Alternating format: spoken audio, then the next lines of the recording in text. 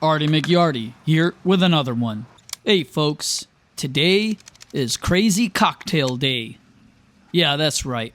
Right here you see in front of me is a 3,000 square foot patch of grass that I'm going to spray with 4 different things, making my own little cocktail.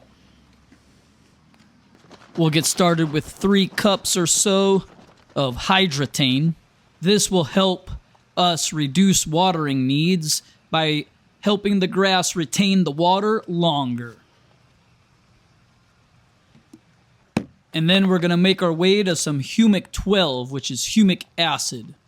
And this is good for improving the soil health and nutrient uptake in your lawn. And then there's Hydrate, which is a new product by Yard Mastery. And this will be good for deeply hydrating that soil to relieve drought stress and improve my water penetration. Because we all know, yeah, that's right, it's all about that penetration. All right, last one on the list.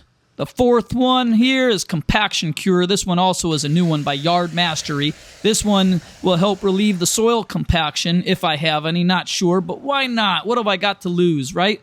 So this will help with my soil compaction, and it'll improve my root growth and overall health in my lawn. Let's go, folks!